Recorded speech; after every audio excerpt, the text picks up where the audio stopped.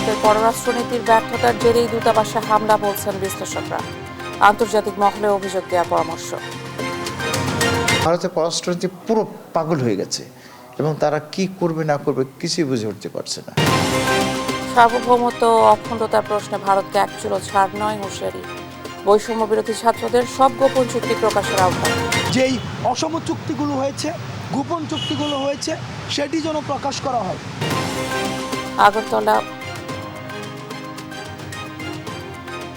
আগরতলা দূতাবাসে হামলার ঘটনায় ভারতীয় হাইকমিশনারকে তলব। জাতীয় ঐক্যের ডাক দেবেন ডক্টর মোহাম্মদ ইউনূস। আজ প্রধান রাজনৈতিক দলগুলোর সঙ্গে সংলাপ, কাল বসবেন ধর্মীয় নেতাদের সঙ্গে বৈঠক। প্রাথমিকের পাঠ্য বইয়ে আসছে পরিবর্তন, থাকবে গণ অভ্যুত্থানের শহীদদের কথা, বাদ যাবে শেখ মুজিব হাসিনাকে নিয়ে অতিরঞ্জন। জ্যামাইকাতে টাইগারদের দুর্দান্ত জয়, 185 রানে অল আউট ওয়েস্ট ইন্ডিজ, 101 রানে জিতল বাংলাদেশ। দেখছিলেন শিরোনাম সংবাদ সকালের সঙ্গে আছি আমি শিখা আজিজ। জুলাই অভ্যুত্থানের পর ভারতের পররাষ্ট্রনীতি চরমভাবে ব্যর্থতার জেরে উস্কানিমূলকভাবে বাংলাদেশের দূতাবাসে হামলা হয়েছে বলে মনে করছেন বিশ্লেষকরা। এটিকে সাইকোসেমিটিক ডিসঅর্ডার হিসেবেই দেখছেন তারা। দূতাবাসে হামলা আন্তর্জাতিক আইনের লঙ্ঘন উল্লেখ করে আন্তর্জাতিক মহলের ভারতের বিরুদ্ধে অভিযোগ জানানোর পাশাপাশি দেশটির জনগণের সঙ্গে সম্পর্ক বৃদ্ধির তাগিদ দেন বিশ্লেষকরা। হাসান মাহমুদের রিপোর্ট। সোমবার আগরতলায় বাংলাদেশ সহকারী হাইকমিশনে দলবল নিয়ে হামলা চালায় হিন্দু সংঘর্ষ সমিতি। বিপর্যস্ত হয় বাংলাদেশ মিশনের নিরাপত্তা বেষ্টনী, ফলকসহ বিভিন্ন অবকাঠামো। জুলাই অভ্যুত্থানের পর ভারতে নানাভাবে বাংলাদেশ বিরোধী ন্যারেটিভ তৈরি করেছে বিজেপি সহ উগ্র হিন্দুত্ববাদী সংগঠনগুলো। তবে দূতাবাসে হামলার ঘটনাকে কোনোভাবে হালকা করে দেখছেন না আন্তর্জাতিক সম্পর্ক বিশ্লেষকরা। বাংলাদেশ বিরোধী পুরো ঘটনাকে ভারতের পররাষ্ট্রনীতির বিপর্যয়ের ফল বলে মনে করছেন তারা। ফ্যাসিস্ট সরকারকে জীবিত রেখেছিল এবং তারই প্রতিদিন হিসেবে ফ্যাসিস্ট সরকার বাংলাদেশের সমস্ত সুযোগ সুবিধাগুলো ভারতকে উন্মুক্ত করে দান করেছে। তরুণদের সরকার গঠনের পর থেকে ভারত সেই সুবিধাগুলো পাচ্ছে না। আমার মনে হয় এটা ভারতের পররাষ্ট্রনীতিতে একটা সাইকোসোমাটিক ডিসঅর্ডার তৈরি করেছে এবং ভারতের পররাষ্ট্রনীতি পুরো পাগল হয়ে গেছে এবং তারা কি করবে না করবে কিছুই বুঝে উঠতে পারছে না। ভিয়েনা কনভেনশন অনুযায়ী বিদেশি দূতাবাসে নিরাপত্তা দেয়া সংশ্লিষ্ট দেশের দায়িত্ব। আগরতলা মিশনে হামলা নিবৃত না করে বাংলাদেশ নিয়ে ভারতের বার্তা হিসেবে দেখছেন বিশেষজ্ঞরা। এ অবস্থায় হামলায় জড়িতদের বিচার প্রক্রিয়ার ওপর নজর রাখছেন তারা। আপনি দেখবেন দুটি মানুষ যখন ঝগড়া করে, গন্ডগোল করে, যে প্রথম ফিজিক্যাল হিট করে তার মানে সে দুর্বল। তো ভারতের পররাষ্ট্রনীতি দুর্বল হয়ে গেছে এবং ভারত জাতি রাষ্ট্র হিসেবে অসুস্থ হয়ে গেছে। জুলাইয়ের বিপ্লব, July revolution has become the icon, landmark, example for other countries of the world. এবং তার মানে হলো বাংলাদেশের মান, পররাষ্ট্রনীতির মর্যাদা এবং আমাদের রাষ্ট্রিক শক্তি, জাতীয় শক্তি এখন অনেক উপরে চলে গেছে। ভারত হয়তো মিসক্যালকুলেট করছে। তবে ভারত পররাষ্ট্রনীতিতে প্রতিবেশী দেশগুলোর কাছে ধারাবাহিকভাবে হেরে যাচ্ছে বলে মনে করছেন বিশ্লেষকরা। বাংলাদেশ বিরোধীতাকে রাজনৈতিক হাতিয়ার হিসেবে ব্যবহার করছে ভারতের রাজনৈতিক দলগুলো, যা দুদেশের সম্পর্কে নেতিবাচক প্রভাব ফেলতে পারে বলে মনে করছেন তারা। সার্বভৌমত্ব রক্ষা করার পূর্ণ সামর্থ্য আমাদের আছে, সুতরাং এটাকে আমি হুমকি হিসেবে দেখছি না।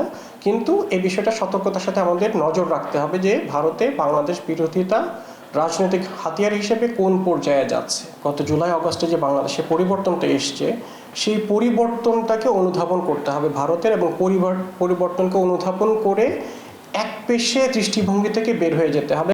তবে সংকট সমাধানে আন্তর্জাতিক পরিমণ্ডলে ভারতের এমন আচরণ তুলে ধরা দরকার বলে মনে করছেন বিশেষজ্ঞরা। পাবলিক ডিপ্লোমেসি এফোর্টটাকে বাড়াতে হবে ভারতে। একই সাথে ট্র্যাক ওয়ান ডিপ্লোমেসি আমরা যেটাকে বলি সরকারি পর্যায়ে ডিপ্লোমেসি, সেটাও জোরদার করতে হবে। হাসান মাহমুদ, দেশ টিভি, ঢাকা। দেশের সার্বভৌমত্ব ও অখণ্ডতার প্রশ্নে ভারতকে এক চুলো ছাড় দেওয়া হবে না বলে মন্তব্য করেছেন বৈষম্য বিরোধী ছাত্র আন্দোলনের আহ্বায়ক হাসনাত আব্দুল্লাহ। যমুনায় প্রধান উপদেষ্টার সাথে সাক্ষাৎ শেষে এই কথা জানান তিনি। বলেন, ভারতের সঙ্গে সম্পর্ক হলে হবে ন্যায্যতার ভিত্তিতে। কায়েস রাহাতের রিপোর্ট। মঙ্গলবার সন্ধ্যায় যমুনায় প্রধান উপদেষ্টা ডক্টর মোহাম্মদ ইউনূসের সাথে বৈঠক করেন বৈষম্য বিরোধী ছাত্র আন্দোলনের নেতারা। এ সময় দেশের সার্বিক পরিস্থিতি নিয়ে আলোচনা করেন তারা। বৈঠক শেষে সাংবাদিকদের সাথে কথা বলেন দলটির কেন্দ্রীয় সমন্বয়করা। জানান, বর্তমানে দেশের মাঠ পর্যায়ের পরিস্থিতি তথা সাধারণ মানুষ কি ভাবছে তা জানতেই ডাকা হয়েছে তাদের। তো হচ্ছে দেশের যে মাঠের যে পরিস্থিতিটা এবং হচ্ছে বিদেশি যে পরিস্থিতিটা, এটা নিয়ে আলোচনা হয়েছে। যে আমাদের কাছ থেকে সাবজেক্ট জানতে চাইছেন যে হচ্ছে দেশের কৃষকরা, মজুররা, রিক্সা শ্রমিকরা, গার্মেন্টস শ্রমিকরা আমাদেরকে নিয়ে কীভাবে এবং হচ্ছে সরকার তাদের জন্য কীভাবে কী করতে পারে সেই সকল বিষয় নিয়ে জানতে চাইছেন। আমরা জাস্ট হচ্ছে দেশের কী পরিস্থিতি, ক্যাম্পাসগুলোর কী পরিস্থিতি এবং দেশের মানুষ কী ভাবছে সরকারকে নিয়ে, সরকারকে কী করা উচিত সামনের দিকে এবং প্রশাসনিক ব্যবস্থা কীরকমভাবে চলছে, আমরা গ্রাউন্ড রিয়েলিটিটা সরকারের কাছে তুলে ধরতে চেয়েছি। এ সময় ভারতের প্রসঙ্গে হাসনাত আব্দুল্লাহ জানান, ভারতের সাথে সম্পর্ক হবে ন্যায্যতার ভিত্তিতে। একই সাথে ফ্যাসিস্ট সরকারের সাথে ভারতের যেসব গোপন চুক্তি হয়েছে তা প্রকাশ করার দাবি জানান তিনি। বরং ভারতের সাথে আওয়ামী লীগের সম্পর্ক হয়েছে। আমরা স্যারের কাছে আমরা জানিয়েছি যে ভারতের সাথে বাংলাদেশের ফ্যাসিস্ট সরকারের যেই অসম চুক্তিগুলো হয়েছে, গোপন চুক্তিগুলো হয়েছে, সেটি যেন প্রকাশ করা হয় এবং পানির যে ন্যায্য হিস্সা রয়েছে সেই হিস্সাটি যেন বাস্তবায়ন করা হয়। হাসনাত আব্দুল্লাহ বলেন, আওয়ামী লীগের হাতেই ইতিহাসে সবচেয়ে বেশি নির্যাতিত হয়েছে সংখ্যালঘুরা। এ সময় সার্বভৌমত্বের প্রশ্নে হিন্দু, মুসলিম, বৌদ্ধ, খ্রিস্টান একসঙ্গে লড়াই করবে বলে জানান তিনি। উত্থানের ম্যান্ডেট নিয়ে আসছে আপনারা। কায়েস রাহাত, দেশ টিভি, ঢাকা। ভারতের আগরতলায় বাংলাদেশের সহকারী হাইকমিশনে হামলার ঘটনায় দেশটির হাইকমিশনারকে তলব করে পররাষ্ট্র মন্ত্রণালয়। সাক্ষাৎ শেষে হাইকমিশনার প্রণয় ভার্মা বলেন, একটি বিষয়কে কেন্দ্র করে ভারত বাংলাদেশ সম্পর্ক আটকে থাকার কোনো কারণ নেই। অন্তর্বর্তী সরকারের সঙ্গে কাজ করতে ইচ্ছুক বলেও জানান তিনি। এদিকে নিরাপত্তার কারণে আগরতলা মিশনে ভিসা ও কনসুলার সেবা বন্ধের কথা জানিয়েছে পররাষ্ট্র মন্ত্রণালয়। জান্নাতুল মোহনা রিপোর্ট। আগরতলায় বাংলাদেশের সহকারী হাইকমিশনে হামলার ঘটনায় মঙ্গলবার বাংলাদেশে নিযুক্ত ভারতীয় হাইকমিশনার প্রণয় ভার্মাকে জরুরি তলব করে পররাষ্ট্র মন্ত্রণালয়। পররাষ্ট্র সচিব এম রিয়াজ হামিদুল্লাহর দপ্তরে তাকে তলব করা হয়। মন্ত্রণালয় ত্যাগের সময় ভারতীয় বিবৃতি সন্তোষজনক হয়েছে কিনা জানতে চাইলে পররাষ্ট্র উপদেষ্টা বলেন, দুদেশের সম্পর্ক অক্ষুণ্ণ রাখতে বাংলাদেশের আন্তরিকতার ঘাটতি নেই। বাংলাদেশ কোনো পদক্ষেপ নিলে সেটি দৃশ্যমান হবে বলেও জানান তিনি।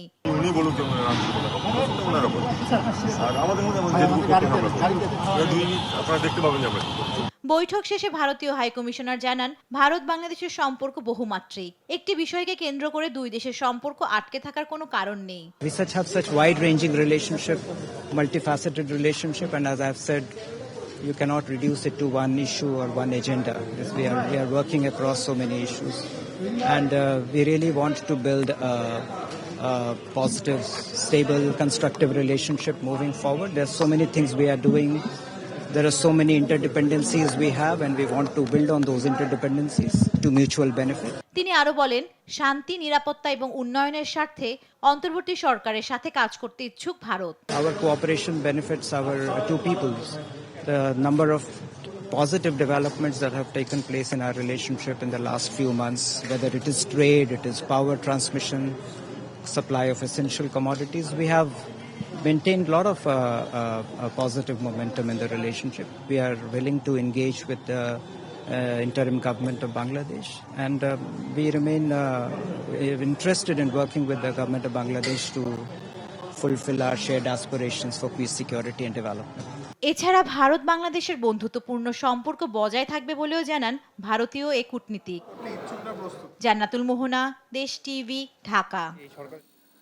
ভারতীয় লোকসভায় বাংলাদেশে হিন্দু অন্যান্য সংখ্যালঘুর ওপর নির্যাতন হচ্ছে এমন মিথ্যাচার করেন তৃণমূল নেতা সুদীপ বন্দ্যোপাধ্যায়। সময় কেন্দ্রীয় সরকারকে ব্যবস্থা নেওয়ার দাবি করেন তিনি। বাংলাদেশের জাতিসংঘের শান্তি বাহিনী পাঠানোর প্রসঙ্গে মমতা বন্দ্যোপাধ্যায়ের মন্তব্য ভিত্তিহীন বলে মন্তব্য করেন লোকসভার এমপি শশী থারুর। নীরব দাসের রিপোর্ট। ভারতীয় লোকসভায় বাংলাদেশ প্রসঙ্গে আবারও বোমা ফাটালেন মমতা নেতৃত্বাধীন তৃণমূল কংগ্রেস। বাংলাদেশের বর্তমান পরিস্থিতির উপর নজর দিয়ে ভারতের কেন্দ্রীয় সরকারকে সরাসরি হস্তক্ষেপের আহ্বান জানান নেতাকর্মীরা। প্রতিবেশী দেশে হিন্দু সংখ্যালঘুদের উপর চলছে নির্যাতন, এমন মিথ্যাচার রটিয়ে ভারতীয় সরকারকে দ্রুত ব্যবস্থা নেওয়ার দাবি জানান সুদীপ বন্দ্যোপাধ্যায়। এছাড়া তৃণমূল নেত্রীর সুরে সুর মিলিয়ে বাংলাদেশের সকল সংখ্যালঘুদের উপর নির্যাতন বন্ধের দাবিতে কেন্দ্রীয় সরকারের দৃষ্টি আকর্ষণ করেন উপস্থিত নেতারা। সোমবার তৃণমূল নেত্রী মমতা বন্দ্যোপাধ্যায় বাংলাদেশ নিয়ে মিথ্যাচার শুরু করেন। লোকসভায় দাঁড়িয়ে বলেছিলেন, বাংলাদেশে হিন্দু সংখ্যালঘুদের উপর নির্যাতন করা হচ্ছে, নির্যাতিত হচ্ছে অন্যান্য সংখ্যালঘুরাও। এতে দেশটির কেন্দ্রীয় সরকারকে অবিলম্বে সেখানে শান্তি বাহিনী পাঠানোর প্রক্রিয়া শুরুর আহ্বান জানান তিনি। প্রয়োজনে বাংলাদেশের অন্তর্বর্তী সরকারের সাথে আলোচনা করে এই পদক্ষেপ নেয়ার দাবি জানান পশ্চিমবঙ্গের মুখ্যমন্ত্রী। তাহলে আমাদের লোকেদের আমরা নিশ্চয়ই ফিরিয়ে আনতে চাই, তার জন্য সরকার উদ্যোগ গ্রহণ করুন। তার এই মন্তব্যকে ঘিরে নিজ দেশেই এখন রোষানলের মুখে পড়েছেন মমতা। মঙ্গলবার রাজ্যসভার অধিবেশন শেষে কংগ্রেস এমপি শশী রাথোড় জানান, মুখ্যমন্ত্রী মমতা ঠিক কি বুঝে বাংলাদেশে জাতিসংঘ শান্তিরক্ষীদের মোতায়েন করতে বলেছেন তা স্পষ্ট নয়। ভারতীয় গণমাধ্যম পিটিআইকে দেয়া এক সাক্ষাৎকারে এই নেতা জানান, তিনি নিজেও দীর্ঘ সময় শান্তিরক্ষা মিশনের অংশ ছিলেন। কোনো দেশ স্বেচ্ছায় যদি জাতিসংঘ শান্তিরক্ষীদের জন্য আবেদন না করে, তাহলে সে দেশের হয়ে এমন পদক্ষেপ নেয়ার এখতিয়ার কারণ নেই বলে মন্তব্য করেন তিনি। এছাড়া কোনো দেশ যদি পুরোপুরি বিধ্বস্ত পরিস্থিতির শিকার হয়, তখনই সেই দেশের সরকার প্রধান আন্তর্জাতিক শান্তি বাহিনীর সহায়তার জন্য প্রস্তাব তুলতে পারেন বলে জানান তিনি। নীরব দাস, ডেস্ক রিপোর্ট, দেশ টিভি। ভারত পায়ে পড়ে ঝগড়া করতে চাইলে দেশের 18 কোটি মানুষ চুপ থাকবে না বলে হুঁশিয়ারি দিলেন নৌপরিবহন উপদেষ্টা ডক্টর এম সাখাওয়াত হোসেন। মঙ্গলবার নারায়ণগঞ্জ চাঁদপুর নৌবন্দর পরিদর্শন শেষে এসব কথা বলেন তিনি। এ সময় বাংলাদেশে অস্থিরতা সৃষ্টিতে ভারতীয় মিডিয়া রাজনীতিবিদদের দায়ী করে দুদেশের বন্ধুত্বপূর্ণ সম্পর্কে ছেদ পড়লে ভারতে চরম মূল্য দিতে হবে বলে উল্লেখ করেন তিনি। সহকর্মীদের তথ্য ছবিতে টুম্পা আফরোজের ডেস্ক রিপোর্ট। মঙ্গলবার দুপুরে নারায়ণগঞ্জ নদীবন্দরের নির্মাণাধীন প্রকল্পের অগ্রগতি পরিদর্শনে যান নৌপরিবহন উপদেষ্টা অবসরপ্রাপ্ত brigadier general doctor M Sakhawat Hossain. এ সময় সাংবাদিকদের সঙ্গে ভারতের সাথে দেশের চলমান ইস্যু নিয়ে কথা বলেন তিনি। বলেন, ভারত পায়ে পাড়া দিয়ে ঝগড়া করতে চাইলে বাংলাদেশের 18 কোটি মানুষ সবসময় চুপ করে বসে থাকবে না। তারা যদি আমাদের পায়ে পড়ে ঝগড়া করতে চায়, তাহলে আমরা তো সবসময় আর চুপ থাকবো না, আমাদের মিডিয়াও চুপ থাকবে না। এটা কি খুব ভালো লক্ষণ? ভালো লক্ষণ। প্রতিবেশী দেশের সাথে সম্পর্ক ভালো হওয়া উচিত।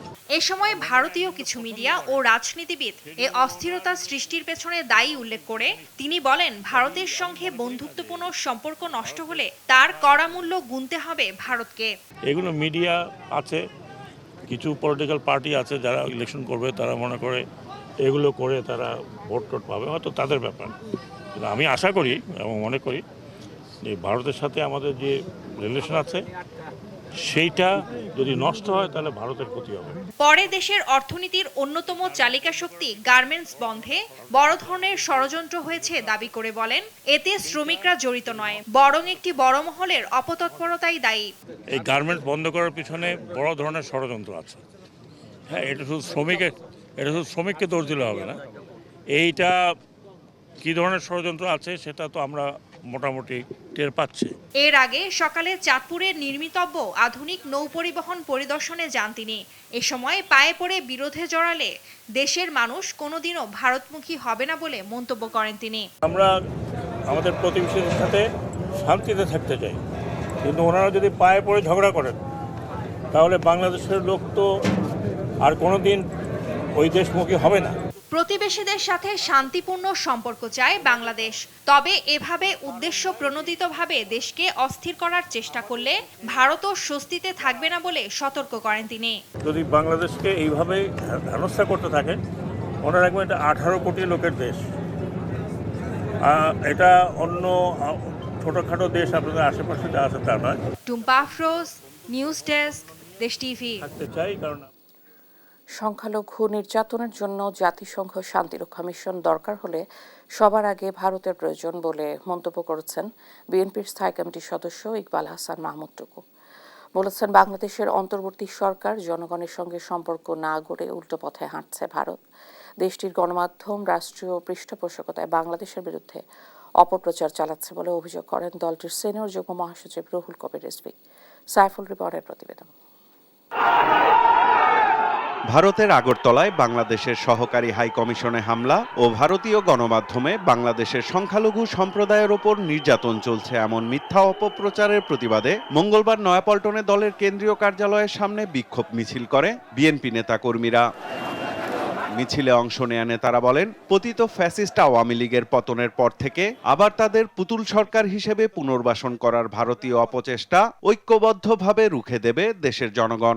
বাংলাদেশের 17 কোটি মানুষ এক এবং ঐক্যবদ্ধ, তারা বাংলাদেশে মাটিতে আর সেই পতিত স্বৈরাচারকে বাংলাদেশের রাজনীতিতে দেখতে চায় না। এর আগে কেন্দ্রীয় কার্যালয়ে সংবাদ সম্মেলন করে সংখ্যালঘুদের ওপর নির্যাতন নিয়ন্ত্রণে ব্যর্থতার দায়ে ভারতে জাতিসংঘের শান্তিরক্ষা মিশন মোতায়েনের দাবি জানান বিএনপির সিনিয়র যুগ্ম মহাসচিব রুহুল কবির রিজভী। এ সময় অভিযোগ করেন, ভারতের রাষ্ট্রীয় পৃষ্ঠপোষকতায় বাংলাদেশের বিরুদ্ধে অপপ্রচার চালানো হচ্ছে। আগরতলায় কূটনৈতিক মিশনের উপর এহেন নজিরবিহীন হামলা Vienna convention on diplomatic relation 1961 এর সুস্পষ্ট লঙ্ঘন। তাদের মাস্টার প্ল্যানের অংশ হচ্ছে বাংলাদেশকে অস্থিতিশীল করো। আপনারা শত শত মসজিদ ভেঙে মন্দির বানান, গরুর মাংস খাওয়ার অপরাধে নিরপরাধ মানুষকে পিটিয়ে মেরে ফেলেন। আগে নিজের দেশ সামলান, শান্তিরক্ষী বাহিনী আপনার দেশ ইন্ডিয়াতে মোতায়েন করুন। বাংলাদেশে ফ্যাসিস্ট সরকার পতনের পর ভালো প্রতিবেশী দেশ হিসেবে বাংলাদেশের জনগণকে সমর্থন করা উচিত হলেও ভারত উল্টো পথে হাঁটছে বলে মনে করেন বিএনপির স্থায়ী কমিটির সদস্য ইকবাল হাসান মাহমুদ টুকু। এরকম একটা রেজিম পতনের পরে গুড নেইবারের জন্য তাদের উচিত ছিল এই সরকার এবং বাংলাদেশের জনগণকে সমর্থন করা। সমর্থন না করে ভারত উল্টা পথে হাঁটছে। দুই দেশের সম্পর্কের জন্য জনগণের সম্পর্ক খারাপ করার ব্যবস্থা করছে ভারত নিজে। বাংলাদেশের কোনো ইস্যুতে ভারতের কথা বলার আগে নিজেদের অভ্যন্তরে নজর দিতে ভারত সরকারের প্রতি আহ্বান জানান ইকবাল হাসান মাহমুদ টুকু। যদি এনপি স্পেশাল সংখ্যাগরিষ্ঠদের জন্য যদি আসতেই হয় তাহলে সর্বপ্রথম ভারতে আসতে হবে। বহির্বিশ্বে এগুলো প্রচার করার চেষ্টা করছে এবং বাংলাদেশ সাম্প্রদায়িক দাঙ্গা করার চেষ্টা করছে, যেটা বাংলাদেশের মানুষ কোনোদিনও করবে না। তবে ভারতের চিন্তা করা উচিত বাংলাদেশ সম্বন্ধে বলার সময়, এই পিস কিপিং মিশনের কথা বলার সময় তাদের নিজেদের দেশে কি ঘটছে মাইনরিটির উপরে, সেটা দিকে চিন্তা করা উচিত। বাংলাদেশের জনগণের সাথে বন্ধুত্ব না চেয়ে বিশেষ ব্যক্তির সাথে ভারতের সম্পর্ক চাওয়া আন্তর্জাতিক কূটনীতিতে বিস্ময়কর বলেও মনে করেন বিএনপির এই নীতি নির্ধারক। আন্তর্জাতিক ডিপ্লোম্যাটিক ওয়ার্ল্ডে এরকম ডিপ্লোমেসি কোনোদিন হয় না। সাইফুল রিপন, দেশ টিভি, ঢাকা। জাতীয় ঐক্যের ডাক দেবেন অন্তর্বর্তী সরকারের প্রধান উপদেষ্টা ডক্টর মোহাম্মদ ইউনূস। সেজন্য মঙ্গলবার সন্ধ্যায় ছাত্রনেতাদের সঙ্গে বৈঠক করেন তিনি। ফরেন সার্ভিস একাডেমিতে সংবাদ সম্মেলনে প্রধান উপদেষ্টার প্রেস সচিব শফিকুল আলম জানান, জাতীয় ঐক্যের ডাক দিতে অন্তর্বর্তী সরকারের প্রধান উপদেষ্টা ডক্টর মোহাম্মদ ইউনূস ছাত্রনেতাদের সাথে বসেন। এরই ধারাবাহিকতায় আজ প্রধান রাজনৈতিক দলগুলোর সঙ্গে সংলাপে বসবেন তিনি।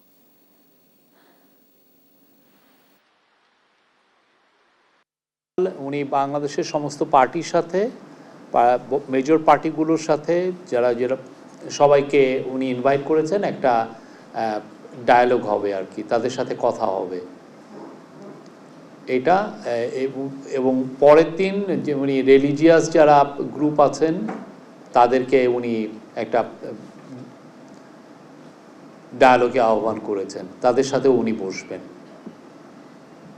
এবং এই পুরোটার এই দুইটা মিটিংয়ের উদ্দেশ্য হচ্ছে যে ন্যাশনাল ইউনিটি, উনি ন্যাশনাল ইউনিটির ডাক দিবেন। নতুন পাঠ্য বইয়ে আসছে বড় পরিবর্তন। এতে সবচেয়ে গুরুত্ব পাবে গণ অভ্যুত্থানে শহীদদের বীরত্বগাথা ইতিহাস। স্বাধীনতার ঘোষক হিসেবে বইয়ের পাতায় মর্যাদা পাবেন জিয়াউর রহমানের নাম। বাদ যাচ্ছে বইয়ের শেষ কভারে লেখা শেখ হাসিনার ছবি। একই সঙ্গে মুছে যাবে শেখ মুজিবুর রহমানকে নিয়ে অতিরঞ্জিত ইতিহাসও। যেটাই মামুনের ক্যামেরায় আরও জানাচ্ছেন এনআই নাহিদ। নতুন বছরে নতুন বই, আনন্দে মন হইচই। বছরের প্রথম দিনেই নতুন বইয়ের ঘ্রাণে মাতুয়ারা হন শিক্ষার্থীরা। সারা দেশে স্কুলে স্কুলে হয় উৎসবের আমেজ। নতুন শিক্ষাবর্ষে পাঠ্য বইতে আসছে পরিবর্তন। বছরের শুরুতেই শিক্ষার্থীদের হাতে বই তুলে দিতে ব্যস্ত প্রেসগুলো। ছাপা হচ্ছে প্রাথমিক শ্রেণীর বই। দেশের ইতিহাস ঐতিহ্যকে ধারণ করে বিশ্বের সঙ্গে তাল মিলিয়ে সত্য তথ্য সমৃদ্ধ পাঠ্য বই হোক নতুন প্রজন্মের, পাশাপাশি নৈতিকতা ও মূল্যবোধের চর্চা ও পাঠে গুরুত্ব প্রদানের প্রত্যাশা শিক্ষকদের। ক্লাসে কি হতো? নাচ হতো, গান হতো, রান্না বান্না হতো। এই কি শিক্ষা আমরা শিখেছি? আমাদের ছাত্রছাত্রীদেরকে নৈতিক মূল্যবোধে উজ্জীবিত করতে হবে। আগের কারিকুলামেই থাকছে প্রথম থেকে তৃতীয় শ্রেণী পর্যন্ত বই, তবে চতুর্থ ও পঞ্চম শ্রেণীর বইতে সমাজবিজ্ঞান ও বাংলা বইয়ের রচনায় আনা হয়েছে পরিবর্তন। কারিকুলাম অনুযায়ী ঠিক আছে, যেহেতু প্রাইমারি কারিকুলাম নিয়ে তেমন কোনো আমাদের ডিবেট ছিল না, শুধু 4 এবং 5 গ্রেড এই দুটা বইয়ের ক্ষেত্রে সমস্যা ছিল, সেটা পূর্বের কারিকুলামের প্রভাব এখানে ছিল। সে দুটো বই আমরা গ্রহণ না করে পূর্বের কারিকুলামের বইটাকে রিভিশন করে 4-5 3-এর সাথে অ্যালাইন করে 4-5-এর বই ছেড়েছি, এবং যে বইয়ে 24-এর গণঅভ্যুত্থানের কিছু অংশ এসেছে, বিশেষ করে ইতিহাস ও সামাজিক বিজ্ঞানে। পাঠ্য বইয়ে নতুন যুক্ত হচ্ছে বাংলা বইয়ে থাকবে জুলাই গণঅভ্যুত্থান নিয়ে লেখা, জুলাই গণঅভ্যুত্থানে শহীদদের কথা। বইয়ের পেছনের কাভারে থাকবে গ্রাফিতি, স্বাধীনতার ঘোষক হিসেবে জিয়াউর রহমানের নাম, মাওলানা ভাসানী সহ জাতীয় 4 নেতার অবদান। পাঠ্য বই থেকে বাদ যাচ্ছে শেখ মুজিব পরিবারের সদস্যদের নিয়ে লেখা, বইয়ের শেষ কাভারে শেখ হাসিনার ছবি ও বাণী, শেখ মুজিবকে নিয়ে অতিরঞ্জিত ইতিহাস ও তথ্যগত ভুল, আওয়ামী লীগ সরকারের নানা উন্নয়ন কর্মকাণ্ডের অতিরঞ্জিত ইতিহাস। পাঠ্যপুস্তকের নানা পরিবর্তনের কথা নিশ্চিত করে এনসিটিবির চেয়ারম্যান অধ্যাপক রিয়াজুল হাসান জানান, 20 ডিসেম্বরের মধ্যে স্কুলগুলোতে প্রাথমিকের বই পৌঁছে যাবে। প্রথম শ্রেণীর থেকে তৃতীয় শ্রেণীর যে বইগুলো প্রায় 70টি লট, প্রায় 3 কোটির উপরে, সেই বইগুলো এখন প্রস্তুত ট্রাকে ওঠানোর জন্য। সেটা 2-3 দিনের মধ্যেই এটা চলে যাবে। অন্তর্বর্তী সরকার শিক্ষা কমিশন গঠন করে স্থায়ী শিক্ষা কারিকুলাম বাস্তবায়ন করবে, এ আশা শিক্ষক এবং অভিভাবকদের। NI নাহিদ, দেশ টিভি, ঢাকা। জুলাই আগস্টে গণহত্যার অভিযোগে আওয়ামী লীগ নেতা আমির হোসেন আমু অ্যাডভোকেট কামরুল ইসলামকে আন্তর্জাতিক অপরাধ ট্রাইব্যুনালে হাজির করার কথা রয়েছে। সম্প্রতি প্রসিকিউশনের আবেদন শুনানিতে চেয়ারম্যান গোলাম মুর্তজা মজুমদারের নেতৃত্বাধীন ট্রাইব্যুনাল এই আদেশ দেন। গত 17 অক্টোবর আন্তর্জাতিক অপরাধ ট্রাইব্যুনাল 46 জনের বিরুদ্ধে গ্রেপ্তারি পরোয়ানা জারি করা হয়েছিল। তাদের মধ্যে একজন ছিলেন সাবেক এমপি আমির হোসেন আমু, আরেকজন হলেন সাবেক এমপি মোহাম্মদ কামরুল ইসলাম।